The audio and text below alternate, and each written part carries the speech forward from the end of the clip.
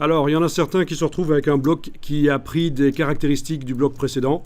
C'est-à-dire que dans le bloc, vous avez 3 colonnes, vous avez même une valeur de marge. Donc, essayez de faire un CTRL B, d'aller mettre une colonne ici et 0 de marge. Voilà. Dans les options de bloc de texte, menu objet, options de bloc de texte, vous allez résoudre vos problèmes en forçant à avoir une marge de 0, une marge intérieure de 0 et un nombre de colonnes à 1. Voilà.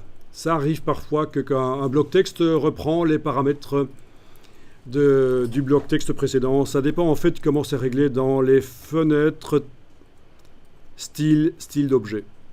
Dans fenêtre style d'objet, chose qu'on verra plus tard, vous avez des petites icônes ici qui parfois perturbent les choses. Je n'en parle pas plus maintenant.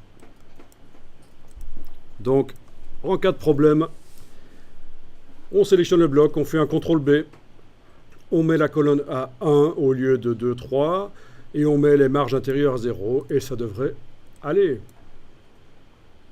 Je vous rappelle que pour modifier la dimension, par exemple, si je voulais faire plus de texte, les chevaux de Camargue, et là je me lance dans un truc, je ne suis pas sûr que je vais arriver à écrire Camargue sans faute, c'est pas grave. Voilà, il n'y a plus assez de place, évidemment. Je dois agrandir, mais pas agrandir avec l'outil de transformation manuelle. Non, agrandir avec la flèche noire, parce qu'il s'agit d'agrandir le bloc sans que le texte s'agrandisse. Voilà.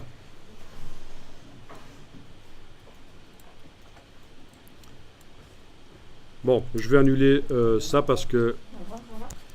Voilà, juste les chevaux, c'était bien ici. Ne compliquons pas les choses dans un premier temps. Voilà, j'ai annulé autant de fois qu'il faut. Pour arriver juste avant que je commence à penser à la Camargue